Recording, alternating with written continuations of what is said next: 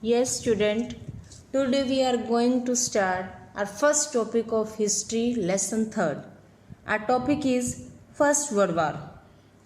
As you have learned in class 9th, First World War, which was from 1914 to 18. In the years after 1919, we see the national movement spreading to new areas, incorporating new social groups and developing new modes of struggle. How do we understand this development? What implication did they have? अब उनके क्या result हुए? It created a new economic and political situation. It led to a huge increase in defense expenditure, which was financed by war loans, and increasing taxes, custom duties were raised and income tax introduced. अब उन्हें अपने जो भी उनको war में जो भी उनका एक्सपेंडिचर था, जैसे वेपन्स चाहिए उनको, बॉम्ब्स थे या जो भी उनका मटेरियल जो मनी थी वो लोग कहाँ से लेते? अब उन्होंने उसके लिए क्या किया, लोगों पे टैक्स लगाना शुरू कर दिया, टैक्स बढ़ा दिए गए.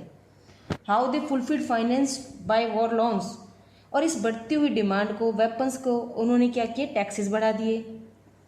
और इंडिया क्या थी, ब्रिटिशर्स की कॉलोनी थी, तो इसीलिए सबसे पहले इन्होंने यहीं से स्टार्ट किया पैसा निकालना. अब सेकंड आता है, through the war years prices increase doubling between 1913 to 18. अब उन्होंने प्राइजेज, एसेंशियल कम्युनिटीज़ जो एसेंशियल डेली नीड्स की चीज़ें थी ज़रूरत की, उन्होंने उनके प्राइजेज बढ़ा दिए. और सबसे मेन प्रॉब्लम किसको फेस करनी पड़ी, extreme hardship for common people. जो मिडिल क्लास या कॉमन लोग थे उनको सबसे ज़्यादा प्रॉब्लम्स फेस करनी पड़ी. Third, supply of soldier war, force recruitment अब कॉज वाइड स्प्रेड एंगर. अब क्या था, ब्रिटेन की पॉपुलेशन कम थी और उन्हें वॉर के लिए सोल्जर्स चाहिए थे, और इसके लिए इंडिया ब्रिटिशर की कॉलोनी थी और यहाँ की पॉपुलेशन ऑलरेडी बहुत ज़्यादा थी. और देखा जाए तो Australia, Canada, New Zealand, south Africa की सबकी मिला के इंडिया, दोनों अगर इनकी कंपैरिजन करते तो इंडिया की पॉपुलेशन ज़्यादा थी. तो उन्होंने यहाँ से सबसे ज़्यादा सोल्जर्स को यहाँ से उन्होंने फोर्सली उनको आर्मी में लिया. लोग क्यों नहीं जाना चाहते थे इंडियंस आर ऑलवेज ब्रेव, और लेकिन हर एक काम के पीछे कोई ना कोई रीज़न होता है. Indian soldiers fight for feeling their country. अगर मान लो अपनी कंट्री के लिए लड़ना पड़े उन्हें, कि अपनी कंट्री को इंडिपेंडेंट करना है या कुछ और अपनी प्रॉब्लम है, तो हर कोई लड़ने के लिए तैयार रहता है. आज अगर हमारे इंडियन सोल्जर्स हैं, कोई भी दूसरी कंट्री बाहर अटैक करे तो हमेशा रेडी रहती है.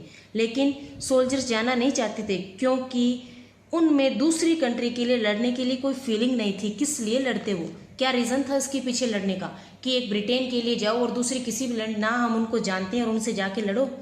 तो कॉमन पीपल के दिल में ब्रिटिशर्स के लिए और भी गुस्सा बढ़ गया, क्योंकि हर घर से इंसान, उन्होंने यंग लोगों को, यंग पीपल्स को वहाँ से फोर्सली वहाँ से लिया था और अपने आर्मी में ले गए थे वो. और बाद में काफ़ी लोग, उसमें लगभग 15 लाख तो वो गए थे आर्मी में, इंडियन सोल्जर्स थे, और 74,000 डाइड, मारे गए थे. तो जो मारे गए थे उनके घर की हालात बहुत ज़्यादा और ख़राब हो गए थे. और इतने लोग जो सोल्जर या आर्मी में चले गए थे, पीछे से नुकसान क्या हुआ, क्रॉप फेलियर की वजह से क्या हुआ, shortage of food, diversion of food grains, और उसकी वजह से भी उन लोगों को बहुत सी प्रॉब्लम्स फेस करनी पड़ी. Yes, next point is influenza epidemic. According to the census of 1921, 12 to 13 million people perished as a result of famines and the epidemic. 1918, the pandemic in India was the outbreak of an unusual deadly influenza. Military camp में hygiene नहीं था, unhygienic condition की वजह से flu generate हुआ था, और जहां इंडियन सोल्जर्स को रखा जाता था उनके साथ बहुत ज़्यादा डिस्क्रिमिनेशन होता था, अलग बिठाया जाता था, उनकी कंडीशन हाइजीन नहीं थी. और अगर देखा जाए तो टोटल जो डाटा आए सामने वो 5 करोड़ लोग मारे गए थे.